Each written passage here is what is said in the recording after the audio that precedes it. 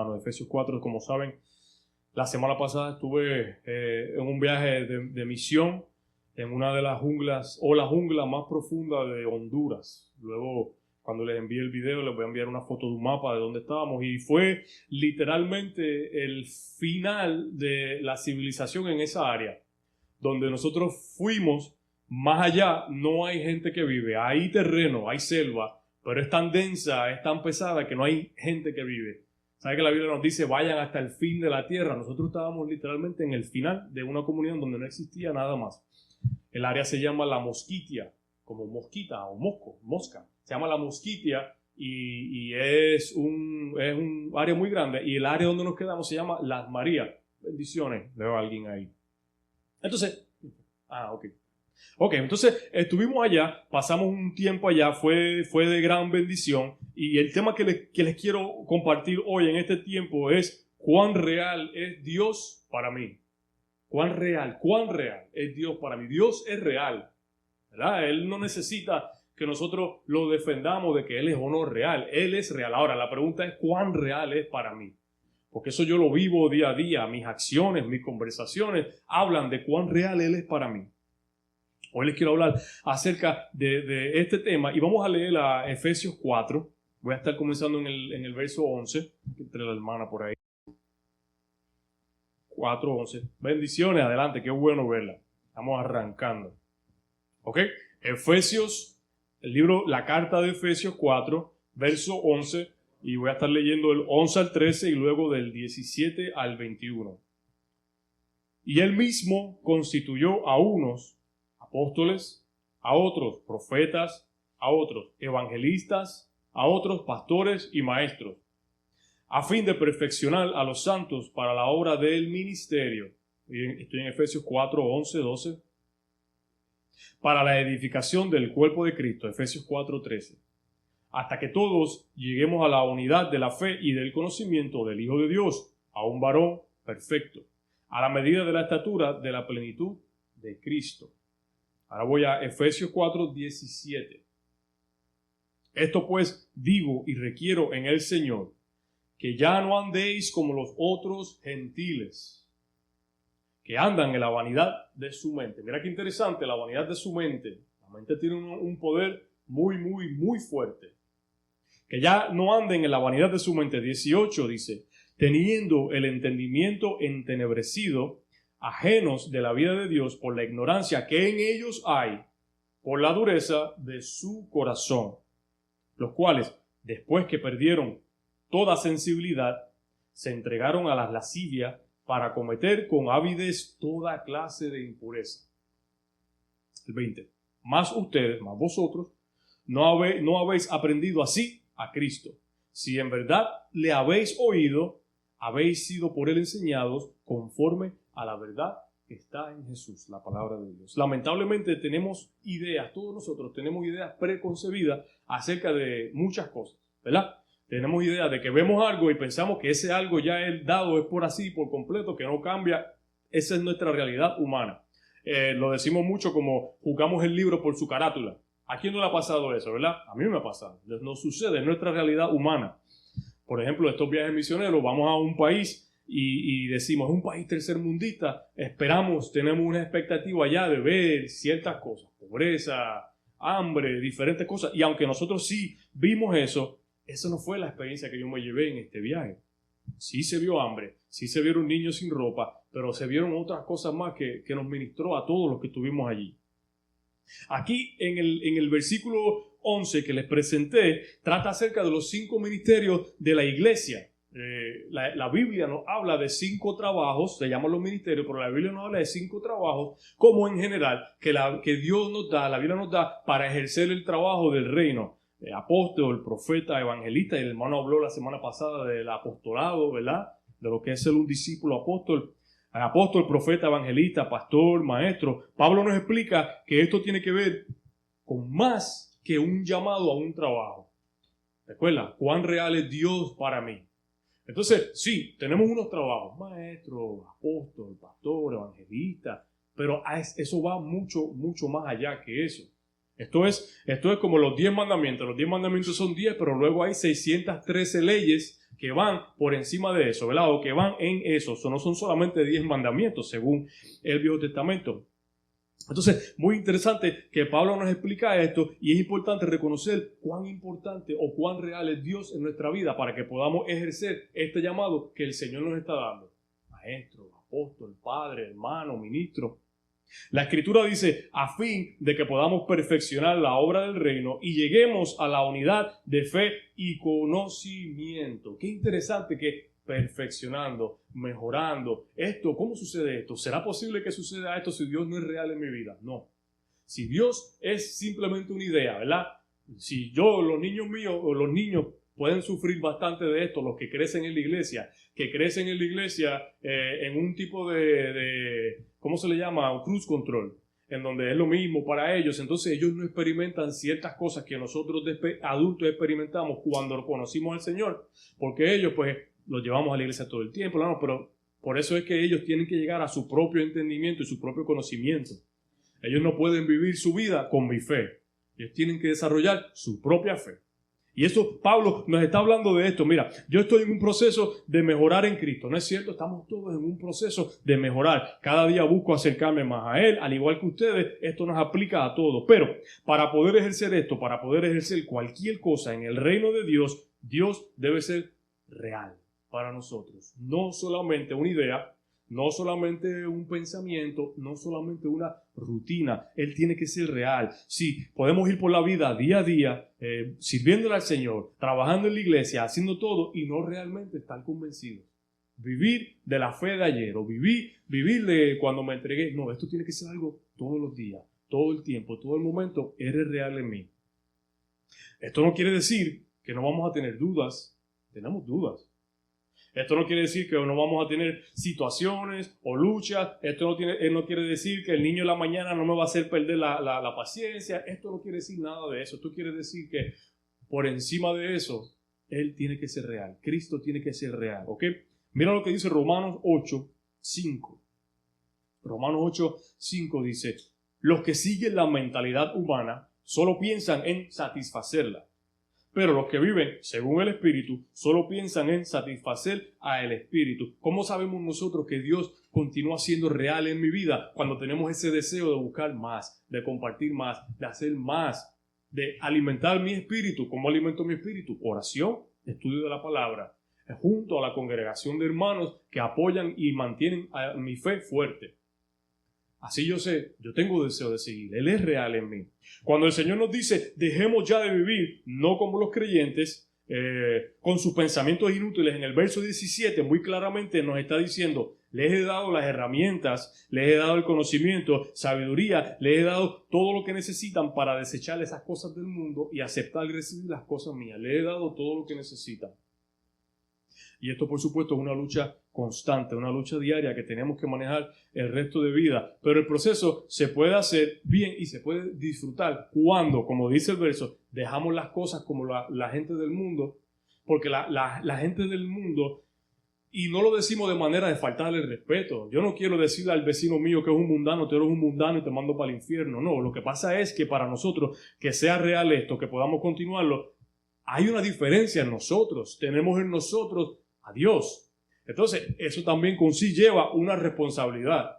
Yo tengo la responsabilidad de no solamente venir aquí y frente a ustedes poner la mejor cara, y ustedes no saben la discusión que tuve con mi esposa en la mañana, a los niños, porque eso pasa, de verdad, eso es completamente normal, y eso no quiere decir que no puedo ministrar, pero también tengo la responsabilidad de ministrar a mi vecino con mis acciones, y no puedo hacerlo si él y yo pensamos en lo mismo.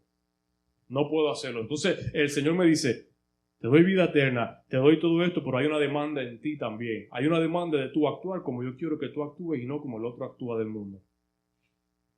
En el viaje que hicimos la semana pasada, vimos varias cosas que nos llamó la atención y yo fui con la mentalidad de poder traerle a ustedes. No solamente hoy, pero yo fui con la mentalidad de alimentarme para poder traerle a la congregación, para poder traerle a los otros ministerios. Yo fui con esa mentalidad. En otros viajes que yo he hecho, pues yo no era un ministro de adoración o algo. Entonces, la mentalidad mía era otra. Pero esta vez fui con otra mentalidad.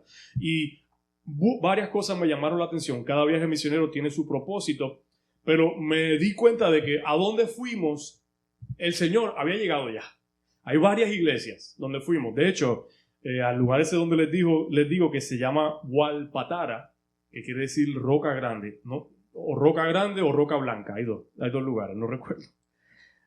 A ese lugar donde fuimos habían 4 iglesias. Le estaba diciendo a mi hermano que habían 4 iglesias, más o menos el edificio de este tamaño, un poquito más pequeño. Y le decía, mira, a donde fuimos, todo el patio, todo estaba lleno de lodo, de tierra, de piedra, pero la iglesia estaba limpiecita.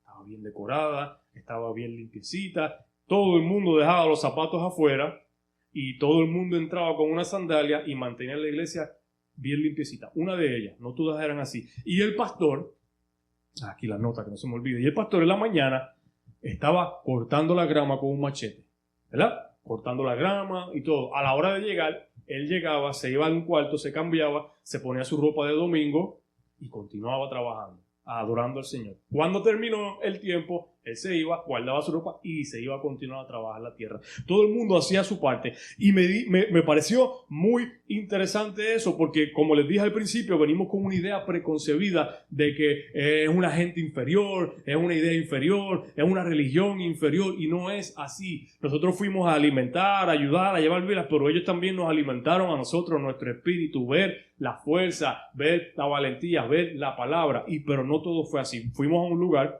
en donde uno de los pastores no quería recibirnos, no quería salir. Estaba desanimado, estaba muy desanimado, estaba pensando ya en entregar el ministerio y estaba esperando que el Señor trajera a otra persona que pudiera continuar porque él estaba completamente cansado.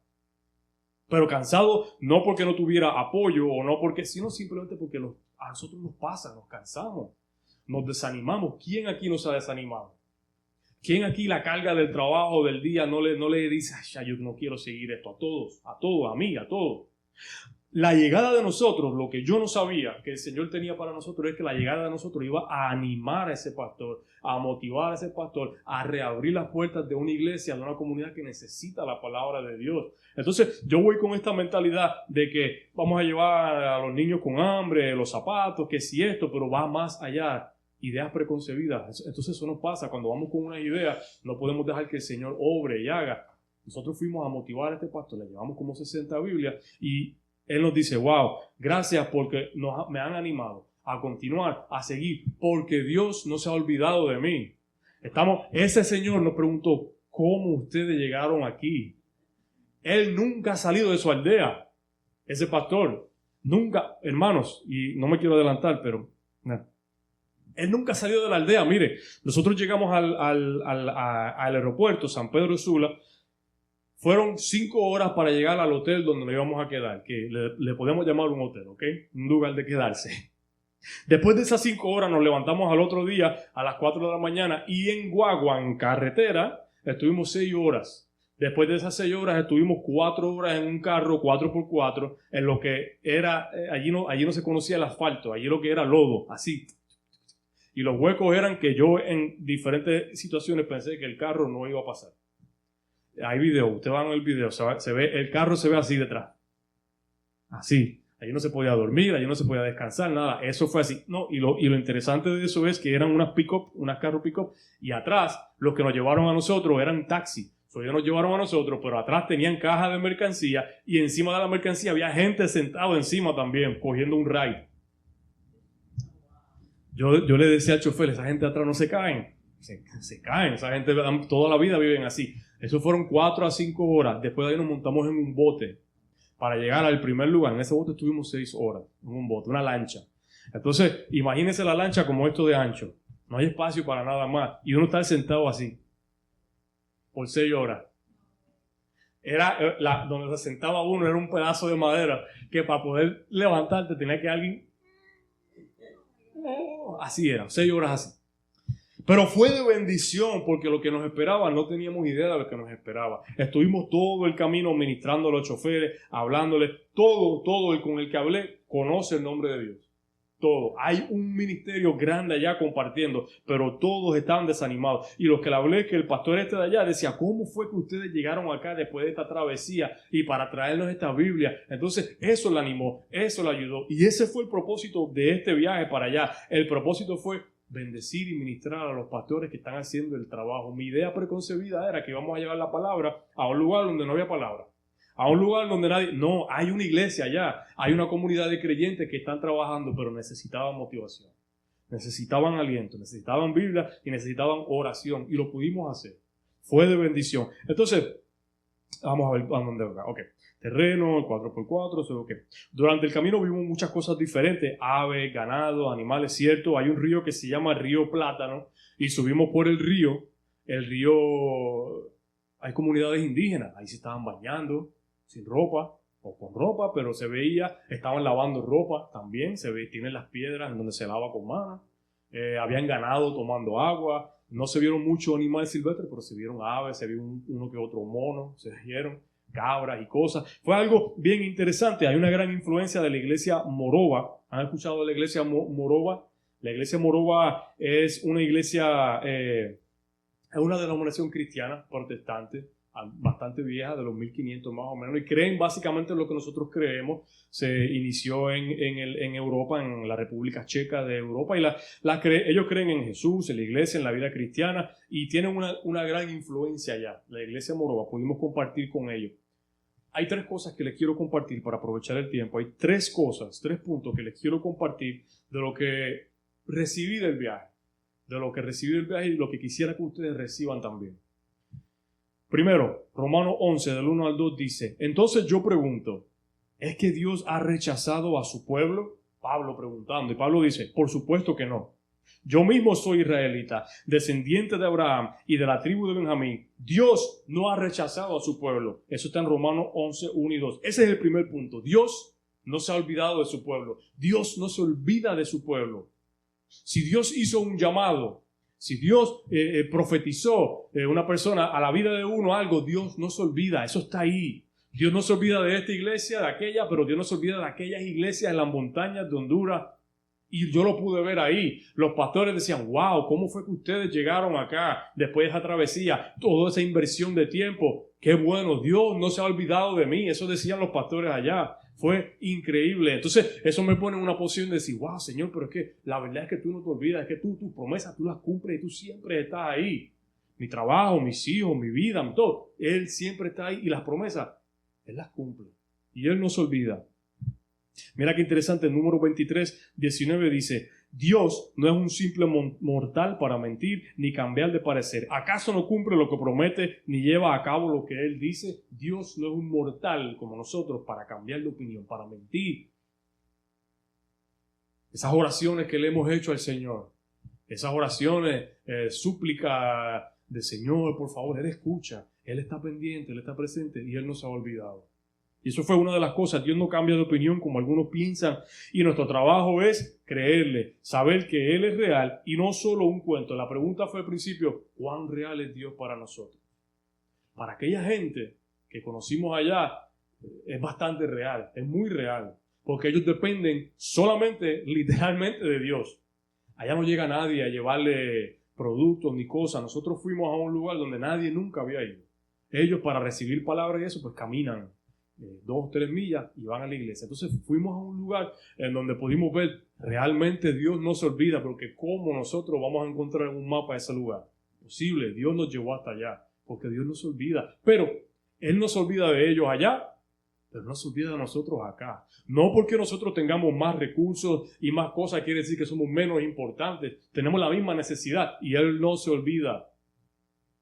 Y eso fue una de las cosas que recibí. Nuestro diario vivir debe siempre incluir la realidad de que Dios es real. No podemos nosotros vivir con la idea de Dios y que no sea real para nosotros. Cuando nosotros oramos, Señor, por favor, no puede ser una oración como el papagayo de repetición por conveniencia. Es que tiene que ser real, tenemos que creerlo de verdad. Él es real y lo que Él promete, Él cumple y Él hace. Él es real. A nosotros se nos hace un poquito más difícil tal vez entender o pensar en eso, porque nosotros lo tenemos todo. Todo, literalmente, todo. Algo tan fácil como agua que corre, running water, ¿cómo se le dice? Agua potable, ¿verdad?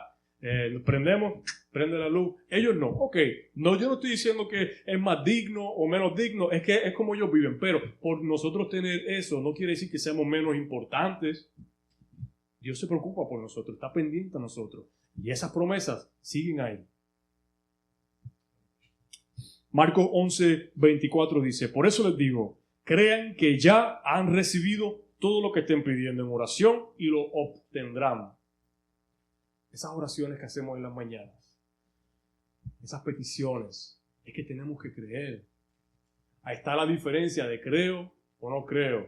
Cuando nosotros le decimos, Señor, mi enfermedad, mis cosas, hay que creer, tenemos que creer. Hay que hacerlo con la convicción de que creemos de verdad. Porque nos podemos memorizar mucha escritura, nos podemos memorizar todo el decálogo, nos podemos memorizar tantas cosas y no creer. Usted sabe que hay personas, hay ateos que estudian teología para aprender a cómo combatirla y desmentirla y todo. Hay personas que estudian teología solamente para aprender cómo combatirla y pelearla. Ellos conocen a Dios, pero no lo conocen como nosotros, como Dios nos dice que lo conozcamos. Segundo punto, tenemos la responsabilidad de continuar siendo útiles y efectivos en el reino de Dios, sin pensar en cantidad, pero pensando en calidad. Cantidad, calidad. ¿Qué quiero decir con esto? Bueno, 1 Corintios 15:58. 1 Corintios 15:58 dice, por lo tanto, hermanos, permanezcan firmes y no dejen que nada los haga cambiar. Dedíquense totalmente a trabajar para el Señor. Bien saben que en su trabajo nunca es vano. Bien saben que su trabajo nunca es vano. Este viaje me ayudó a reforzar esto en mí. Nuestro trabajo, lo que hacemos, los planes, la búsqueda personal, nada de eso es en vano. Nada. El trabajo que usted le ministra a los niños, si estudia con nuestros niños pequeños, nada del trabajo que se está haciendo es vano. Todo está ahí y va a tener ahí un propósito y va a tener una raíz que va a continuar creciendo. Es el trabajo que el hermano hace, que le habla de Cristo, le invita a la iglesia en el garaje, en el puesto de gasolina, a los estudiantes, no es en vano. Se está haciendo y se está sembrando una semilla. Pude ver cómo en comunidades remotas en donde nadie llega, hay pastores y ministros haciendo el trabajo. ¿Recuerda que les dije los 5 trabajos que la Biblia nos da, los 5 ministerios? Pues allá hay pastores, allá hay evangelistas, allá hay maestros, allá hay profetas, allá hay apóstoles, allá hay personas haciendo el trabajo. ¿Y qué paga tienen ellos? Ninguna, más que la que la Biblia les promete. No hay ninguna. Entonces, nosotros también lo tenemos acá. Y como les digo, no porque tengamos más, somos menos importantes. El Señor también nos está diciendo, el trabajo que están haciendo es importante y no es en vano. Cada palabra que comparten, cada oración, cada Dios te bendiga, cada cosa está haciendo la diferencia. Aprender y conocer el propósito en Cristo nos ayuda a vivir una vida de manera diferente. Ahora, cuando conozco esto, no vivo al azar, no vivo a lo loco. El viaje que da, ahora tengo un propósito y hay propósito en esto. Todo lo que se está haciendo es un propósito. Todos nosotros aquí tenemos trabajos seculares, todos. O si estamos retirados, lo tuvimos. Y siempre vamos a tener que trabajar. No importa si estamos retirados o no. Hay que limpiar la casa, cortar la grama. Siempre hay un trabajo que hacer. Siempre hay que generar un sustento. Pero todo lo que hacemos tiene un propósito en el Señor. Los hermanos y las comunidades con las que compartí allá son pobres. Sí, tienen pobreza. Pero como les dije al principio, no es una pobreza como nosotros de manera preconcebida pensamos. Sí hay personas que están sin zapatos, sin calzado, pero ellos están bien con eso. Esa es su realidad, ese es su diario vivir y ellos están bien. El que yo venga y les regale un iPhone, les regale otra cosa, para ellos significa nada porque no tienen uso para eso. Entonces mis riquezas acá, no, si se las transfiero a ellas, no se convierten en sus riquezas. Se convierten en otros problemas, otras cosas. Ellos tienen lo que necesitan y realmente no vi pobreza así de esa manera. Sí vi bajos recursos. Pero ser pobre y tener bajos recursos no es lo mismo, porque la pobreza está acá. Ellos no se ven como pobres. Ellos tienen sus cosas, tienen su familia. Compartimos con una familia que estaban quedando cerca de donde nos quedamos, que todas las noches antes de dormir se acostaban a las 9 de la noche, todas las noches cantaban, adoraban al Señor, eran cristianos. Y una noche nos invitaron a cantar y a adorar al Señor. Hay una grabación, si la tengo la comparto también. La niña de 14, el muchacho de 18, estaban siendo criados por su abuela porque el papá estaba en otro lugar muy lejos trabajando. Esa gente, honestamente, la casa se estaba cayendo, de verdad. Estaba cayendo. La cocina, imagínense, las gallinas entraban y salían a esa hora, todo el mundo vivía junto, los perritos entraban, pero esa gente no eran pobres. Ellos no tenían esa mentalidad de pobre. Esa gente a nosotros no nos pidieron ni dinero, ni nada. Solamente nos pidieron, vamos a adorar juntos. Vamos a leer la Biblia juntos. Vamos a darle gracias a Dios juntos. Gracias porque, pues, tenemos todo. Comimos, tenemos una camita ahí. Esa es la mentalidad. Entonces, ellos también pudieran tener mentalidad de pobreza, ¿verdad? Porque están bajos de recursos. Pero las personas que vi y conocimos no tenían esa mentalidad. Habían comunidades que realmente vivían en la pobreza, y esto lo vi más en el área de la capital, donde llegamos al aeropuerto. Lamentablemente, el promedio de las muchachas quedar embarazadas, la edad es de 14 a 15 años. ¿Sabes lo que es una niña de 14 años a 15 años criando a su segundo bebé? Lamentablemente no hay ese control, lamentablemente hay mucho abuso, y ahí sí vimos bastante pobreza, pero más que pobreza económica, es pobreza mental, pobreza de espíritu, pobreza de actitud y de decisiones. Lamentablemente hay muchos padres que venden a sus hijas para poder obtener comida y eso, y hay un ministerio grande allá que tiene un orfanato, y que de hecho hay que orar por ellos. ¿Cómo se dice? ¿Orfanato o orfanatorio?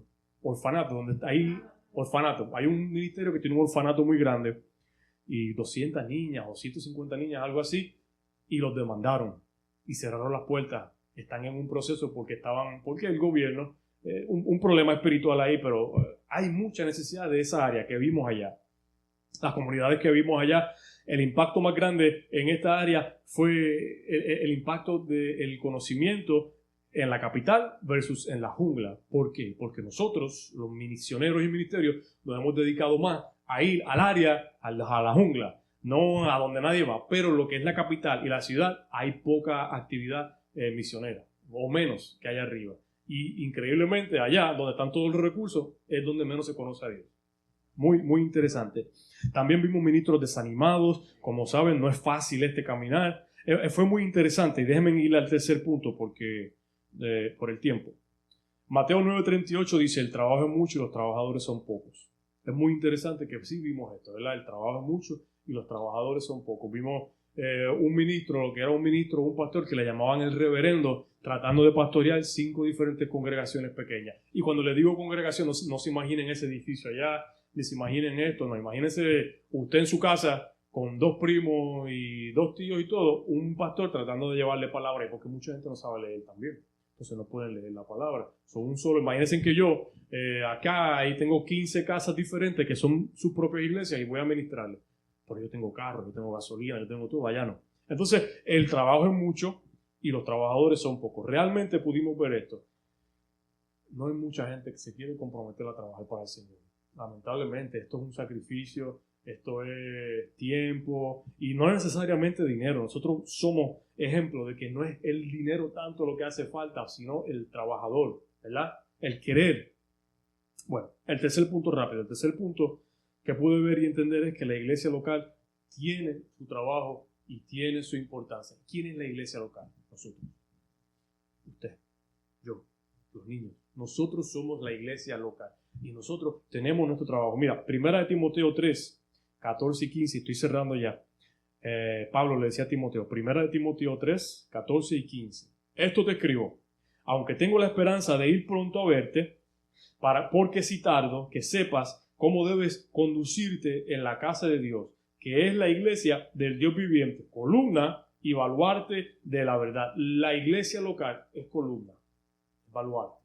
Es el que habla y comparte la verdad. Entonces, yo sé que nosotros le damos importancia a todo lo que hacemos aquí, pero en este viaje, más que en otros viajes, pude ver realmente el trabajo de la iglesia local que se está haciendo. Cuando yo les digo que nosotros, cuando vamos allá, somos misioneros.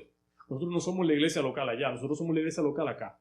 Entonces, la iglesia local allá, el trabajo de la iglesia local allá es mucho más complicado. Lleva mucho más por hacer, y hay un grupo de personas que lo están haciendo, que están llevando esa carga. Lamentablemente allá, al igual que acá, como pude ver, hay un poco de competencia ministerial.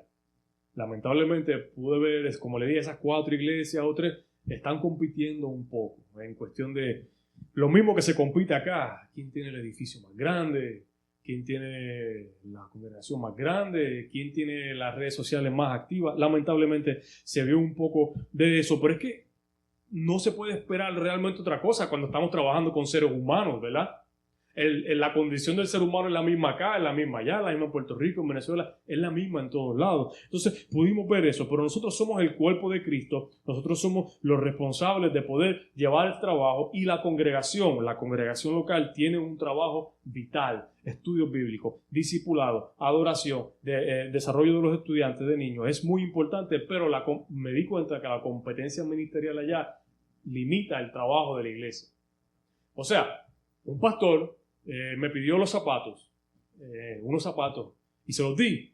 Pero después me di cuenta que era porque el otro pastor tenía unos zapatos nuevos también. No era porque él no tenía zapatos. Entonces, sucede, quieren verse de cierta manera, nos queremos ver de cierta manera, pero entonces el trabajo del ministerio, pues entonces no se está haciendo, o no se puede hacer. 2 Corintios, voy terminando. 2 Corintios 3, 4, 6. Y tal confianza tenemos mediante Cristo para con Dios. No que seamos competentes por nosotros mismos para pensar algo como de nosotros mismos, sino que nuestra competencia proviene de Dios. Importante. El cual asimismo nos hizo miembros competentes de un nuevo pacto, no de la letra, sino del Espíritu. Porque la letra mata, mas el Espíritu vivifica. Entonces la letra le podemos llamar, sí, los estudios, pero la letra es lo físico que vemos. Por ejemplo, si yo estoy compitiendo con mi hermano, el Señor me está diciendo, eso no sirve de nada, estás lastimando, no estás haciendo bien. Pero el Espíritu vivifica. La iglesia local, aquí, allá, debe ser una. El cuerpo de Cristo es uno solo. Es uno solo. Sí, puede existir varias congregaciones, diferentes personas asisten a diferentes horarios por diferentes cosas, pero el cuerpo tiene que ser uno. Si mi hermano me pide ayuda, yo le ayudo. Si yo necesito ayuda, el otro me ayuda. Debemos ser uno. Entonces, cuando nos vemos que estamos compitiendo en esa competencia ministerial, el enemigo está, yo sabía que lo iban a hacer. Porque entonces estamos apartando lo que es de Dios y trayendo lo que es del mundo. Tengo que terminar. Tengo que terminar. Bueno, tenemos un trabajo. Estamos haciendo un trabajo. Qué bueno. Yo creo que se está haciendo el trabajo a nivel local. Las hermanas iglesias que trabajan juntos, estamos haciendo un trabajo. Tenemos que seguir. Nosotros recibimos y nos llenamos del Señor y nos llenamos del Espíritu, pero como hemos hablado, eso no es para guardarlo acá, eso es para compartirlo, para darlo. Y no importa si yo estoy ministrándole a un solo hermano, a una congregación, la importancia está en ambos. El trabajo es igual de ambos. El Señor está mirando todo. Y yo les quiero decir, estamos haciendo el trabajo, vamos a continuar trabajando. Vamos a continuar trabajando. Yo quiero hacer una oración y les quiero presentar, si alguno de nosotros aquí, o si alguno que me ve y luego me quiere escribir, no tiene a Cristo en su corazón, yo quiero hacer la oración para los que lo puedan hacer. Lo que pasa es que aceptar a Jesús como Salvador es poner la fe en Él, es poner la confianza personalmente en Él. Y no todos los que venimos a la iglesia lo hemos hecho por costumbre, por diferentes cosas, por doctrinas malas entendidas, pero nosotros necesitamos venir delante del Señor y decirle que lo aceptamos públicamente, honestamente, de corazón. Y no todo el mundo lo hace. Entonces yo voy a hacer una oración. Si alguno me escribe, si alguno levanta la mano y quiere esa oración especial, la voy a hacer. Si no, la voy a hacer en general. Nadie es perdonado por hacer ciertas obras. No hay nada que yo pueda hacer para recibir el perdón de Jesús. Yo no me puedo ganar eso. Eso es gratis. Eso es una gracia inmerecida. Yo no merezco la gracia que recibo de ninguno de nosotros, pero la tenemos. Pero hay algo muy interesante, que no hay manera de llegar al Padre, solamente a través del Hijo. Y para poder llegar al Padre a través del Hijo hay que aceptarlo, hay que decirlo. Señor, yo creo en ti. Entonces, yo quiero terminar con esa oración y no voy a cortar la grabación todavía. La pregunta es Jesús tu Salvador personal? ¿Lo es realmente? Si lo es, qué bueno. Si no lo es, yo quiero orar. Quiero orar por ustedes, ¿ok? Si usted quiere aceptar a Cristo como su Salvador, le va a decir esto al Padre.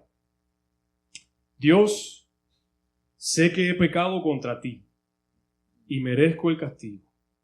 Pero Jesucristo tomó el castigo que yo merecía y a través de la fe en Él, yo puedo ser perdonado.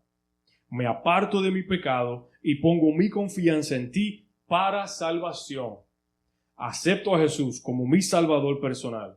Gracias por tu maravillosa gracia y perdón, por el don de la vida eterna, en el nombre de Cristo.